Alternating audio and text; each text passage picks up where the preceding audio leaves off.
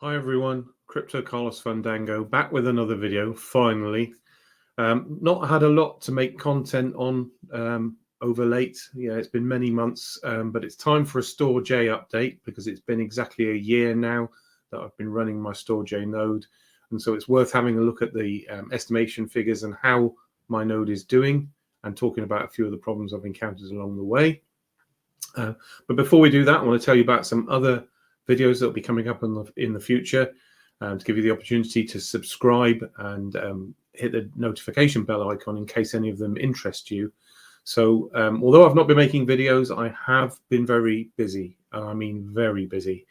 It got to the point where I had so many network devices and so many things happening on my local network. It was time to throw out my BT Home Hub router and put something in that could offer better protection. And so what I've done is I've actually installed a Ubiquiti Unified Dream Machine Pro and some PoE Ethernet switches, some upgraded Netgear switches that have allowed me to create VLANs across my whole network, segregate all my networks, and handle the security better. And if that wasn't a big enough job as it was, I decided then to start looking at the Home Assistant route. So I have started to install various devices into my home, and using the Home Assistant software and tablets and sensors and things like that, I've started to control my smart home. And so future videos are going to start to look at some of that, just so that I can tell you what I've been doing in the past. But back to today's video, STORJ. How has it been over the last 3 or 4 months since I made the last video? Well, pretty static. Not seen a great lot of fluctuation in disk usage at all. Earnings have stayed pretty much in line with what was on the estimation spreadsheet, which we'll have a look at in the moment. Have had various issues with Microsoft. Yes, I'm running my node on Windows and I shouldn't really be, but yes, their update schedules and decisions to do it at the times that it suits them and to ignore the fact that you've turned Windows Update off and still do them has caused problems in the past with the stability of the node. And I've had to get involved and sort it out in various scenarios.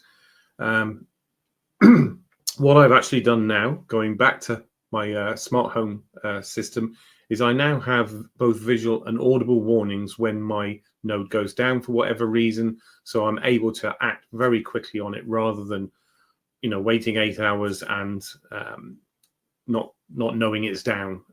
Uptime Robot is good, but sometimes the notifications weren't coming through to my mobile phone. So now it's all operating here within my Home Assistant setup. And so I'm getting much earlier alerts if anything goes wrong. And that's enabling me to keep a much better eye on it.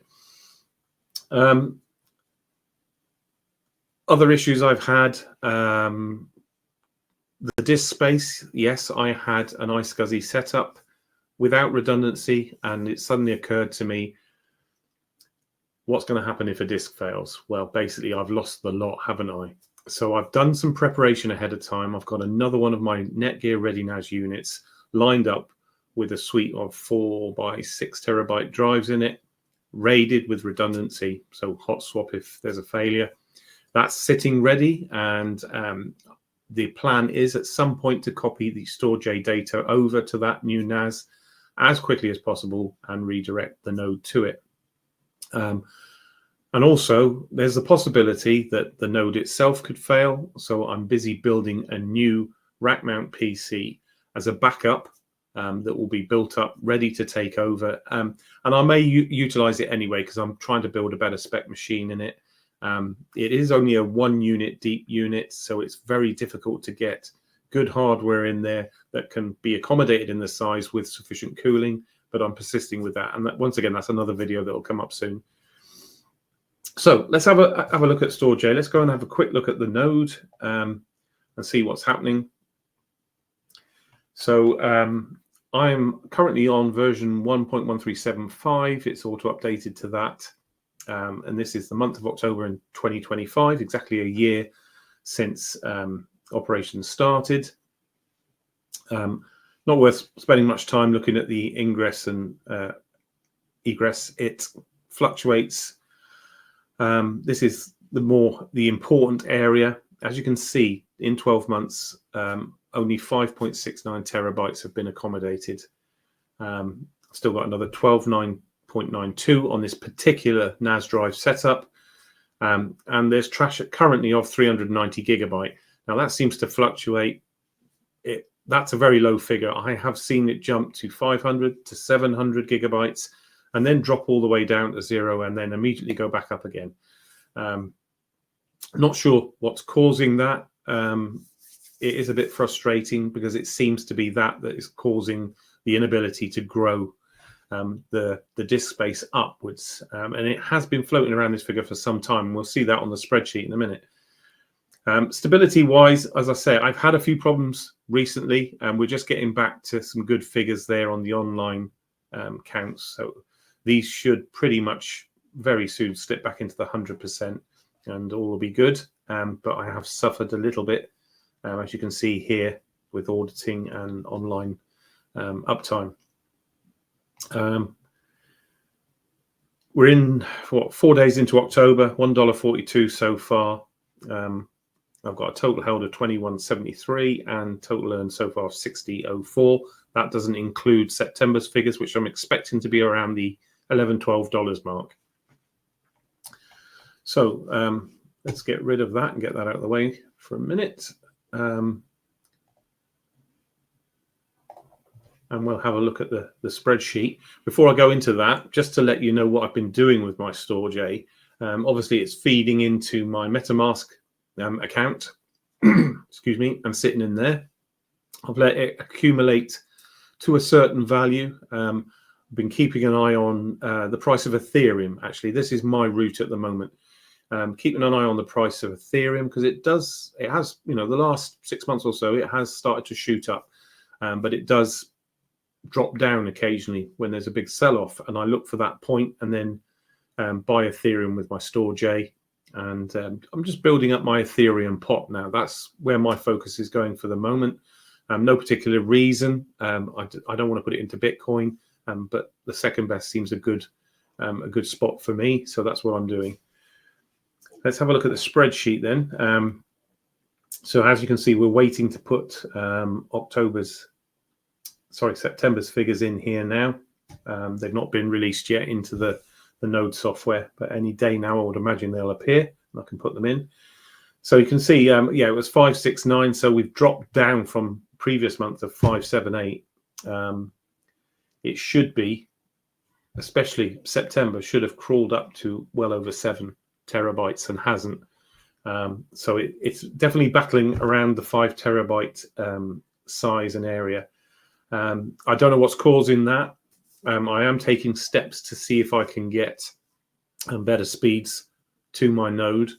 As I say, at the moment, they're going over Ethernet over the power line using the TCP-Link power adapters. Not ideal. You can get good throughput through there, but the best option would be, direct Ethernet cabling, and I am getting quotes for that so that the data cabinet room will have Ethernet ports on the wall and I can plug straight into those. I have seen significant sort of speed and stability increases since I've put the Unify system in. That gateway router setup seems to be working very well indeed. And I'm hoping there will be more improvements seen from using that. So what are we looking at money-wise? Well, as I say, last month was $10.55. I'm expecting between 11 and 12. I did have a look at it a few days before it was taken off the dashboard, and it was around the $11 mark with a few days to go. So it could creep up to about $12, which means we're on target as far as payments are concerned. The only other concern is the fact it's stopped growing and it doesn't seem to be following the growth plan. And that's a bit concerning because obviously I set off with this in mind, expecting to get to these very, very large monthly payments because electricity costs here in the UK are still absolutely ridiculous. And at the moment, it's not even breaking even or in profit, and I want to get to that point. So I'm not going to do anything drastic at the moment. I'm going to leave it running. I can swallow the costs at the moment. Don't know for how long, but I'll swallow the costs for a bit longer. Maybe give it another 6 months. If I don't see any improvement in the next 6 months, it might be time to pull the plug, because it's just not going to be viable. But unfortunately, with STORJ, as you know, you've got to be in it for the long run to see if it's going to get there for you. So let's cross fingers and see if that happens, and that it turns out to be a worthwhile venture, and I can make a little bit of money on it, however small that'll be. And then obviously investigate putting more nodes in if that's the case. Well, I hope you enjoyed that. I hope that's been informative. Sorry it's been such a long time. As you can see, I have been very busy. I'm going to try and make some more content based on those other things I spoke about, and hopefully it'll be of interest to you, because there's not a lot happening in the crypto market at the moment, and there are not. I haven't come across any other options really that are worth looking at other than STORJ. But please give it a thumbs up if you liked it, because it helps the channel grow. It helps the algorithm find me. And comments, please put comments in. Let me know what you think of what I'm doing. Tell me what I'm doing wrong. Tell me how you would approach it. It's all interesting, and I do read all your comments. But for now, I'll say goodbye.